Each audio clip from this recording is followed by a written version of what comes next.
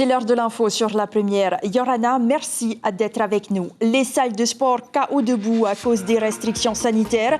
Le syndicat dénonce un excès de précaution intolérable, mais surtout une incohérence s'agissant des consignes sanitaires. Vous allez l'entendre. Le premier atelier de réparation collaborative est ouvert. Des bénévoles partagent leurs connaissances et leur savoir-faire avec des personnes apportant des objets en panne afin de les réparer ensemble. La réalité insulaire oblige à suivre des règles de biosécurité draconiennes, confrontant les propriétaires d'animaux à de réelles difficultés pour les faire venir à Tahiti. Certains dépensent une fortune, d'autres se tournent vers la justice pour y arriver. Les grands requins marteaux de Rongiroa continuent d'intéresser les scientifiques. Ils font l'objet d'une étude dans les eaux de Tiputa. Objectif, mieux connaître cette espèce menacée d'extinction. Malgré des plaintes à répétition, leurs voix ne sont pas entendues. Les salles de sport payent le lourd tribut des précautions Covid. Pas de réouverture comme espéré. La plupart d'entre elles gardent porte close depuis 8 mois et sont au bord du gouffre aujourd'hui. Pourtant, certaines choisissent d'ouvrir malgré tout. Lucille Guichet-Tirao, Mirko Vanfo. Grand ménage et petits travaux. Manu Buchin prépare la réouverture de sa salle de sport après 2 semaines de congé. Ici, la musculation et le crossfit ne se sont jamais vraiment arrêtés. Même si l'établissement tourne à vitesse ralentie et seulement 40% de ses abonnés, conditions sanitaires obligent. Pour pouvoir continuer à travailler, Manu Buchin dit suivre le décret à la lettre. On peut s'entraîner à l'extérieur et par rapport au décret, il y a possibilité de rentrer en salle sous certaines conditions. C'est-à-dire que les athlètes de haut niveau peuvent y accéder, les professionnels du métier de l'ordre, de la sécurité et puis médicale peuvent y accéder. Ensuite, les personnes nécessitant une activité physique en salle, donc une ordonnance du médecin. Et cet établissement n'est pas le seul. Certains affichent clairement les tarifs. Le syndicat des salles de sport dénonce les incohérences des consignes sanitaires, car maintenir à tout prix son activité n'est pas toujours possible. Tu as des salles en plein centre-ville qui n'ont pas de parking. Certaines salles le peuvent en mettant le matériel à l'extérieur. Ok, elles peuvent ouvrir en extérieur. Mais voilà, ça reste toujours compliqué pour notre secteur. Et ça, je ne comprends pas. Quand tu vois d'autres salles qui arrivent à ouvrir parce que c'est des communes, des choses comme ça. Voilà, il faut juste il faut bien... en fait, il ne faut même plus nous expliquer les choses. Parce que là, on voit vraiment qu'on est pris pour des abrutis. Le syndicat des salles de sport regroupe une 12aine d'établissements, tous au bord du dépôt de bilan, selon l'organisation. Lors de son allocution jeudi dernier, Edouard Fritsch a annoncé qu'une rencontre entre les fédérations et le ministre des Sports est prévue pour la mise en place d'un protocole sanitaire afin de permettre une réouverture au plus tôt en février ou au plus tard en mars. Mais cela dépendra de l'évolution du virus. Il est le premier du genre proposé par l'écolieu de FAA, un atelier de réparation en mode Repair Café accompagné d'un repas partagé à 0 déchet. Les bénévoles engagés dans le collectif Nana Sac Plastique et l'association Tia Ifenua espèrent ainsi voir changer les comportements des consommateurs vis-à-vis de l'environnement. Caroline Fari, Teivaribé. En temps de crise, c'est logique. Chacun cherche à limiter la casse. Est-ce qu'il y a un composant qui est naze ou est-ce qu'il y a juste eu un échauffement et il faudrait refaire une soudure? C'est ce que je ne sais pas. Et puis, comment diagnostiquer ça, je ne sais pas trop non plus. En tout cas, c'est pas votre métier. Ah, c'est pas mon métier, non.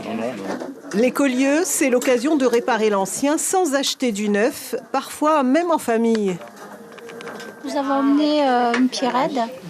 On en avait 2 qui ne fonctionnaient plus, donc on s'est dit, tiens, on va faire 2 en 1, mais visiblement, on a un petit souci. Pour le fait des déchets, on s'est dit, pourquoi pas faire récupérer et réutiliser. Vous faites ça en famille, en fait? Oui, c'est ça, on fait ça en famille. Oui. Ça permet aussi de rencontrer des gens, de trouver des solutions à des problématiques qui sont souvent mineures et ainsi d'éviter de mettre au rebut des machines, des appareils, des outils qui nous sont utiles. On est là en tant que bénévole et en fait on aide tout simplement. Mais on apprend aussi beaucoup, donc c'est aussi pour ça qu'on vient. Alors que la menace de saturation du centre d'enfouissement technique de Tahiti plane, la réduction des déchets s'impose aux bénévoles. Et c'est important de savoir le poids parce que si c'était réparé, c'était des électroniques qui étaient déviées de l'enfouissement. On a trouvé la panne et il faut que je commande la courroie. Donc on m'a donné des adresses de sites. Et il faut que je vois si ça peut venir jusqu'ici. Aujourd'hui, tout tourne autour du culinaire. On amène tout ce qui traîne dans les placards avec un double challenge pour les participants au déjeuner. Un repas partagé préparé en cuisine, sans emballage, sans viande, de préférence bio et à base de produits locaux.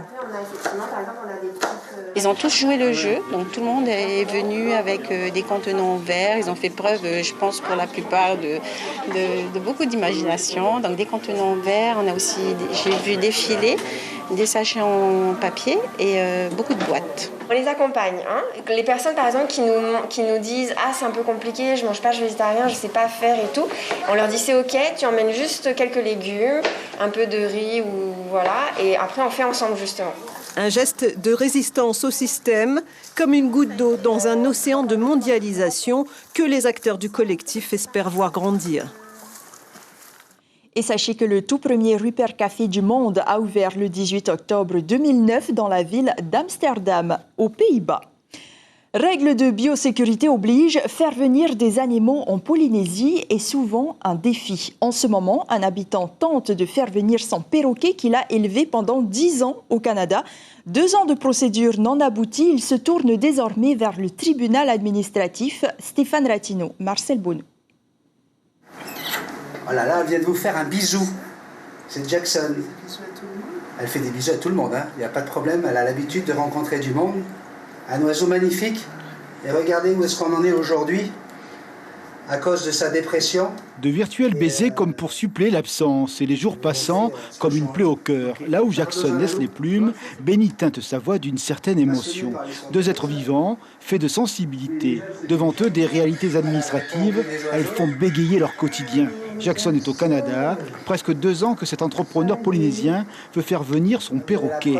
L'animal a toujours vécu avec la famille de Benny, 11 ans d'une histoire partagée, suivie désormais par les internautes. Les perroquets sont reconnus pour avoir le coefficient émotionnel et intellectuel d'un enfant de 4 à 6 ans. Est-ce que tu te vois, Stéphane, abandonner ton enfant de 4 à 6 ans ? C'est pas possible. On se parle. Il y a des vrais câlins. Elle et moi, on se fait des câlins, des heures de câlins. Elle les demande. Quand je la laisse, de temps en temps, il faut les laisser dans leur cage pour qu'ils puissent quand même se reposer. Tu l'entends faire « Papa, papa, mon papa ». Comment tu peux ne pas réagir à ça ? Mais c'est ma fille. C'est ma fille, c'est mon enfant, c'est ma fille. La réalité insulaire oblige à des règles de biosécurité draconiennes. Aucun de ses propriétaires d'animaux ne les conteste. Anala a dû mener bataille 6 mois pour que Jolie, chihuahua de 2 kilos, puisse venir au Fénois. Dossier vétérinaire en règle, texte, etc. Son étonnement surtout, le coût du transfert. Plus de 6 000 € imposés par la société se chargeant du transport des animaux. À force de palabres, d'argumentation, elle a pu voyager en cabine avec son animal sans surcoût. J'ai la chance d'être assez curieuse pour pouvoir me renseigner et poser les bonnes questions au bon moment, ce qui a fait que j'ai réussi à pouvoir passer un petit peu outre cette société de transit qui me faisait très peur, personnellement qui me faisait peur pour la vie de mon animal. Après, c'est normal, on doit protéger, mais ça reste un chien. Et il y en a beaucoup ici, et qu'on me propose de l'abandonner en France pour pouvoir venir vivre ici, c'était un petit peu fort de café. Certes, les structures pour la quarantaine des animaux manquent au Fénois. La réalité métropolitaine ne facilite pas non plus le transfert des chiens et des chats, d'où parfois ces parcours du combattant.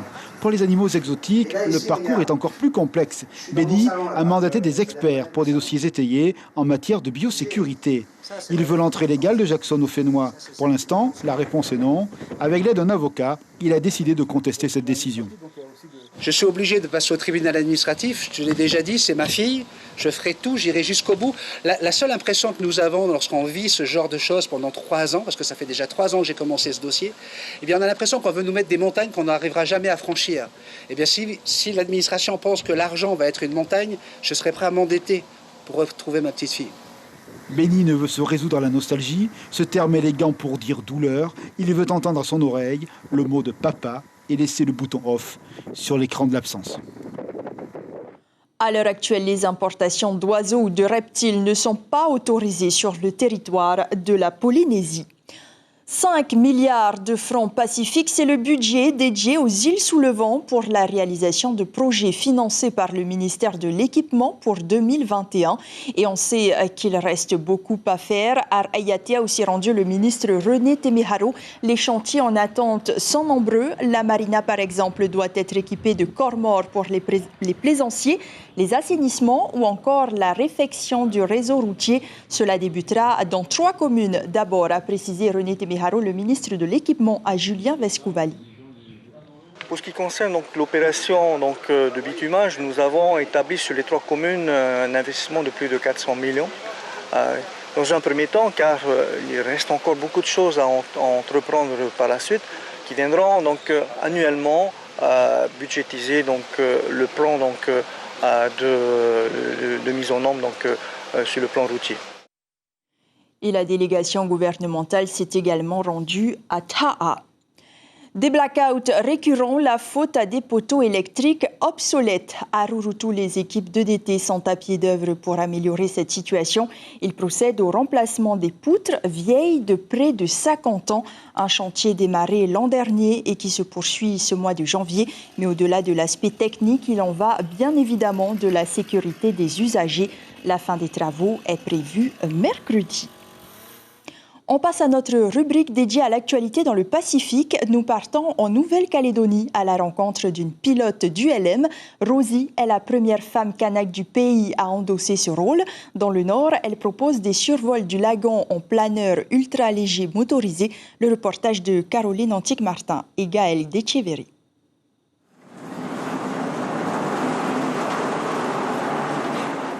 Combien d'entre nous réalisent leur rêve d'enfant ? Rosie voulait être pilote de ligne, pas facile à concrétiser lorsque l'on est originaire d'une petite tribu de la Chaîne. Mais la jeune femme n'est pas du genre à renoncer. Quand j'arrive, je prépare mon appareil, c'est-à-dire que je vais faire le tour de la machine pour voir s'il n'y a pas quelque chose qui ne va pas. Je regarde également mon carburant et je vais faire mon niveau d'huile également. Jadis, Rosie était assistante dentaire.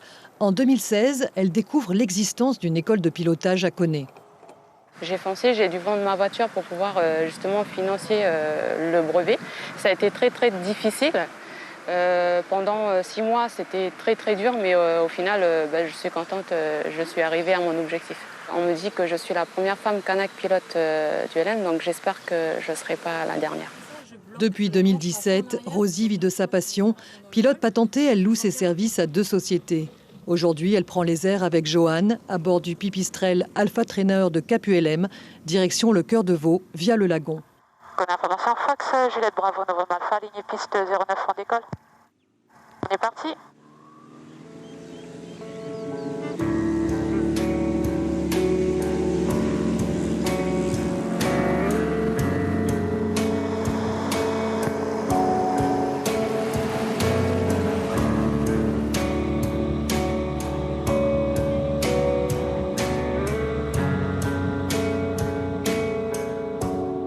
On arrive sur les piscines naturelles de Unjo. Unjo, c'est une tribu faisant partie de la commune de Veau. Et ce trouble-là, il va faire entre 100 et 200 mètres de profondeur. Ça, c'est l'île Bidjan. C'est la plus grande île de mangrove de la Nouvelle-Calédonie.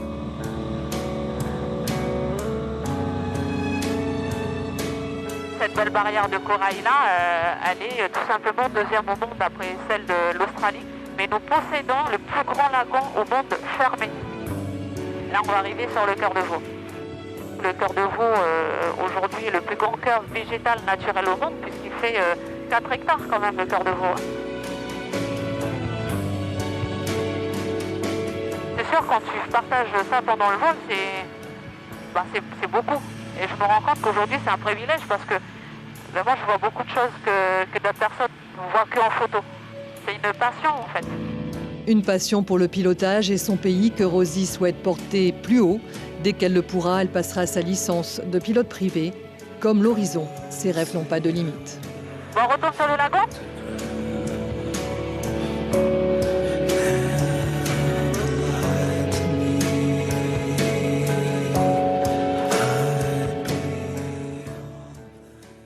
Nous Nous allons plonger cette fois dans les eaux de Rangiroa. Le grand requin marteau fait actuellement l'objet d'une étude menée par des biologistes de l'association Mokaran Protection Society. Le but, collecter des informations et observer son évolution dans son habitat naturel. Kaline Yénard sur des images de notre correspondant Bélène Ferro. Le plateau à marteau dans la passe de Tiputa. Situé entre 50 et 70 mètres de profondeur, c'est l'un des rares lieux au monde où l'on peut observer le grand requin marteau. Pour préserver l'espèce, il faut la connaître. Et c'est toute la raison d'être de la Mokaran Protection Society. Pour pouvoir approcher le grand requin marteau, en tout cas le laisser nous approcher, pour pouvoir travailler et faire la photo-identification, il faut pouvoir passer du temps. Et passer du temps à ces grandes profondeurs, c'est compliqué avec un circuit ouvert. Donc nous, on utilise ce qu'on appelle des recycleurs. C'est des systèmes qui recyclent l'air et qui permettent d'avoir une plus grande autonomie sous l'eau. On passe d'1 heure à 6 heures d'autonomie et qui permettent aussi, qui facilitent en tout cas la plongée profonde. Entre décembre et mars, c'est la période d'observation de haute intensité. Outre le recycleur d'air, d'autres outils apportent une aide précieuse. Donc la photogrammétrie laser, on cherche typiquement à mesurer l'individu par le biais de 2 lasers qui sont montés en parallèle, espace d'une distance que l'on connaît, et on vient projeter cette échelle sur l'animal, et ça nous donne ainsi un marqueur pour ensuite déterminer sa taille totale. Donc la taille de l'individu plus des signes distinctifs captés par la caméra vont nous aider à identifier l'individu et donc caractériser la population en présence. Menacé d'extinction dans le monde, le grand requin marteau est une espèce protégée en Polynésie française. Le travail de l'association passe aussi par la communication. On travaille avec une petite équipe de bénévoles, on est tous bénévoles, et on s'occupe du pôle sensibilisation. Donc en fait, on essaie de développer des outils pédagogiques qui puissent être utilisés dans les collèges, les écoles primaires, pour participer à une meilleure connaissance du grand public du grand requin marteau. À ce jour, on recense une trentaine de grands requins marteaux au Tuamotu, uniquement des femelles.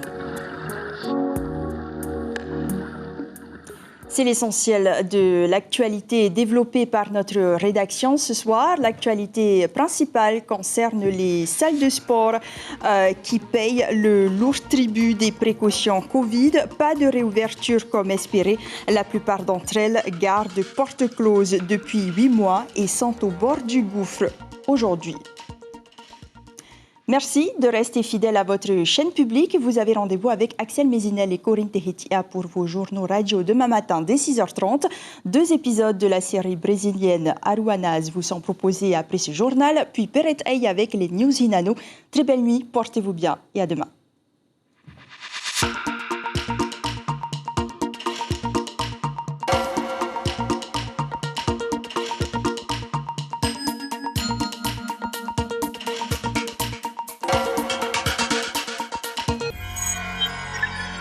Retrouvez ce programme en replay sur notre site internet.